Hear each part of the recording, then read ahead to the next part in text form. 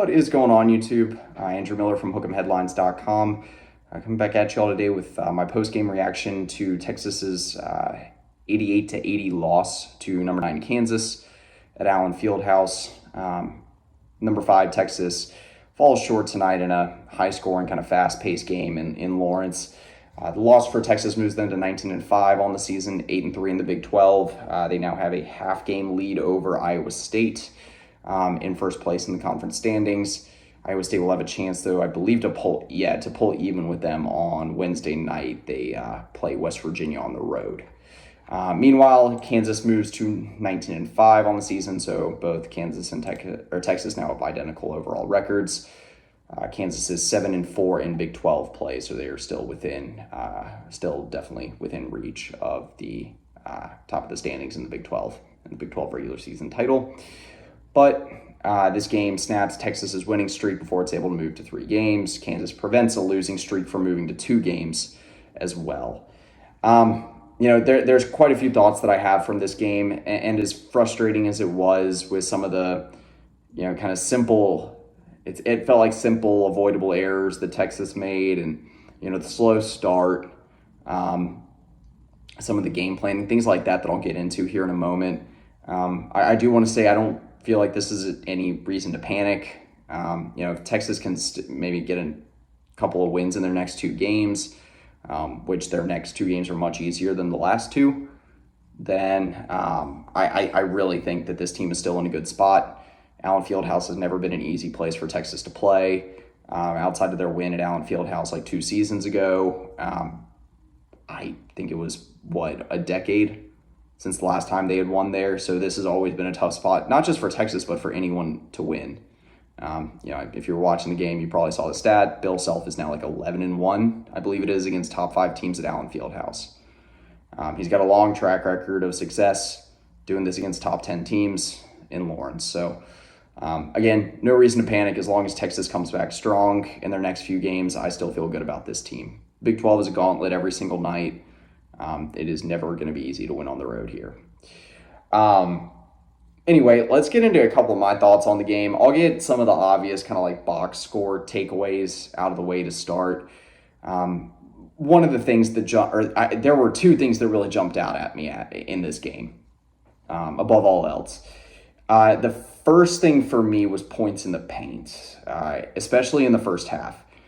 Kansas came out in this game swinging. They scored 28 points in the paint in the first half. I'm sure if I looked up the numbers there, that would be close to a season high for them. They finished with 50 points in the paint for the entire game. Texas finishes up with 42 for the game.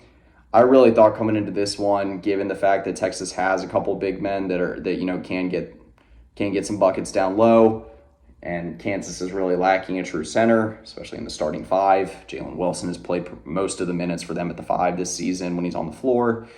I really thought that Texas had an opportunity to have the edge in the paint and set the tone there. That was definitely not the case in this game. So, props to Kansas for getting, able to, get some opportunities down the lane. They had some nice cuts, able to get some stuff down the baseline to get some easier baskets.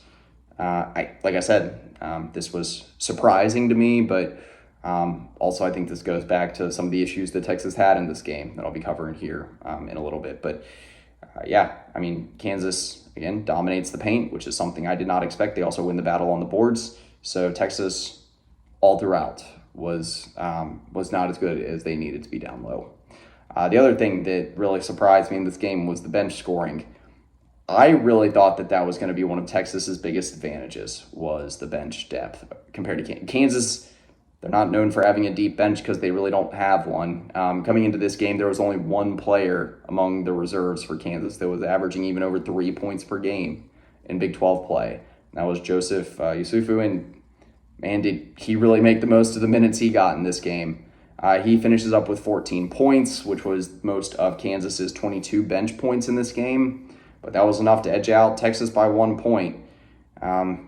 If you're Texas, you got to take your advantages where you have them in this sort of game. And bench depth is one of those areas. I do think there's a reason why this happened. And again, I'll cover it here in a moment. But This was the most bench points that Kansas has had in any Big 12 game this season. So if you're Texas, that's something that just can't happen if you want to be able to win these type of games on the road. You got to be able to limit the bench scoring, especially when you're facing a starting unit as good as Kansas's is. That was. I guess those were the two areas that I was really caught off guard, and still kind of am. But one of the other big issues that Texas had in this game was turnovers and just kind of a lack of actual ball movement. Texas was playing iso ball way too often on the offensive end.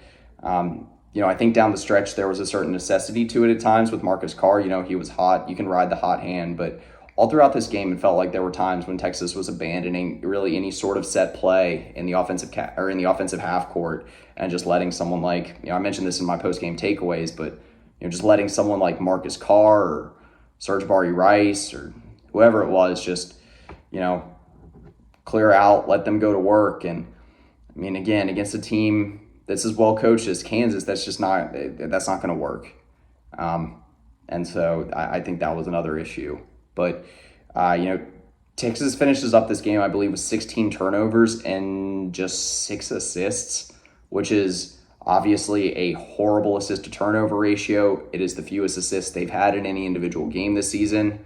It's also the worst assist-to-turnover ratio for the team in any game this season. Meanwhile, Kansas finishes up with 16 assists and 11 turnovers. And so while they weren't fantastic in that regard, still much better than Texas. Their ball movement was much crisper. They were a lot more confident with the plays they were running. And at least they even had plays. Like I said, a lot of times Texas was just turning to iso ball. But, the untimely turnovers, half of Texas's turnovers were steals for Kansas. That means the other half were some missed passes, offensive fouls, stepping out of bounds, whatever that be. There were too many unforced errors for Texas in this game to be able to win on the road in Lawrence. I think those were my 3 big things from this game. There's a lot of little things for Texas that I think you could also point out. The fast break points, definitely something of note. I guess that's probably bigger than a little thing. Texas is a team that has played really well and, been a lot more effective in the fast break this season compared to last year. But Kansas finishes the game with 24 fast break points. Texas finishes with 8. It was another area where Texas kind of looked lost in this game. And this will serve as a good segue to what I want to talk about next, which just kind of I mentioned in my post-game takeaways that Texas just looked lethargic in this game, kind of a little sluggish and sleepy on the defensive end of the floor at times. The fast break was one of the areas that showed that. There were at least a few times where I noticed that it looked like Marcus Carr and Tyrese Hunter were kind of lost in transition. Texas was often, committing turnovers down low, or someone like a Dylan Mitchell or Christian Bishop or Dylan Dessou was getting caught too close to the basket, and then Kansas had numbers in transition. Things like that, where that mostly goes back to untimely turnovers, but still, you got to be able to defend in transition. But if the team facing you is going to be, running the fast break as much as they are, you got to be able to match that tempo, if you want to keep up. And Texas was not able to do that. I guess a couple other things from this game. The front court play for Texas just was not what it needed to be. Dylan Dessou had another offensive dud, 2 points, 1 of 4 from the field. 1 turnover, 3 personal fouls in just 15 minutes on the floor. He was a -6. Christian Bishop goes 3 of 4 from the field, 6 points, 3 rebounds, 2 assists, 21 minutes on the floor. I might have liked to see him get a little bit more run, get some more touches down low, but this was a pretty physical game, and I thought there were a few times where Bishop had the ball where, if it were more whistle-happy refs, that he might have gotten some more calls, but that wasn't the case in this one. So I think that definitely played a role. But he also had 2 turnovers and just 4 field goal attempts, so that's still pretty high turnover rate, considering the lack of touches he got in the end. I think just overall, my biggest qualm if I'm looking at this from a game planning perspective, was that it seemed like Texas wasn't fully prepared for a lot of what Kansas ran. And considering the pace of this game and the style of this game early on, that was a little surprising to me. Kansas was running a lot of high ball screens, pick and roll, two-man game. They had a lot of off-ball cutting, but this is nothing new for Kansas. Just looking at the numbers, if you combine cutting plays and pick and roll plays this season, Kansas, that's about a quarter of Kansas's offensive possessions, which is second most in the Big 12 this season, just from a frequency perspective. They run a lot of pick and roll, and they have a lot of off-ball cutting.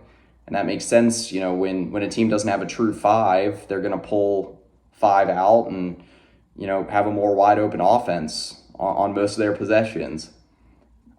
Texas didn't look ready for a lot of the off-ball cutting, a lot of the nice passing that Kansas had to get some easier buckets close to the rim. And, that's something that you would expect and something that Kansas has done most of this season, but Texas was not prepared for it defensively. That'll be something I'll watch moving forward. I'm not sure if that was just, Texas kind of coming out sleepy in this game, or if it was part of a bigger game planning issue. And on the offensive end of the floor, I think that Texas abandoned running set plays way too early. I mentioned it before, but there was way too much ISO ball going on in this game. I feel like that's enough time that I've spent looking at the negatives here. If I'm looking more at the positives, at least you saw Marcus Carr kind of come into life. Timmy Allen had a good game. Carr goes for a game-high 29 points. He was much better, really found his offensive game in the second half. 22 points in the second half compared to just 7 for the first. He had a lot of turnover issues in the first half. He had 4 turnovers in the first 20 minutes, no turnovers in the second half.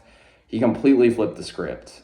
And, it's really nice to see Texas having a more polished version, a more confident version, and definitely a more in-rhythm version of Marcus Carr offensively. And hopefully this is something that can serve as a launch pad for him down the stretch, because the previous 3 games for him were not good. He was shooting 2 of 14 from beyond the arc. He was shooting around 35% from the field. And so, like I said, once the turnover issues were behind him in this game, he looked really, really good, kind of the version of Carr we've seen throughout a lot of this season. And so hopefully he'll be able to continue that pace from here on out. Allen continued his solid play. No turnovers on the night, 18 points, 6 of 12 from the field, 6 of 8 from the free throw line, 4 rebounds. He was probably Texas's best player if you're looking at this from a complete game perspective. Carr was insanely good down the stretch, but he had a pretty bad first half until he until he hit that 3-pointer right before halftime that gave kind of Texas a spark. They continued at the outset of the second half. But yeah, so, those are most of my thoughts for the game. I'm trying to put more of a, maybe not more of a positive spin for it, but, trying to zoom out a little bit and see this game in context for the entire season, because there's going to be some tough Big 12 road games. I mentioned it before. Losing in Allen Fieldhouse is, something that a lot of Big 12 teams experience. And if you're Texas, you just have to come back strong. When you have West Virginia next weekend. That is the next game on the docket. I believe it's a Saturday game against West Virginia at the Moody Center. And then you have another Monday game. Let me see if I can pull it up here. Yeah, it's a quick turnaround again. And then you go to Lubbock on Monday night to face Texas Tech. So while it's a quick turnaround again, with a Saturday and a Monday game, these are 2 unranked opponents. Considering the gauntlet of games that Texas just got out of, facing 4 top 11 ranked teams in a row, 3 of which came on the road. Splitting them 2-2, not the worst thing in the world. I would consider this still a pretty good stretch for Texas, all things considered. The ultimate thing is down the stretch now, you got to win most of your games. You got, 7 games remaining on the docket now.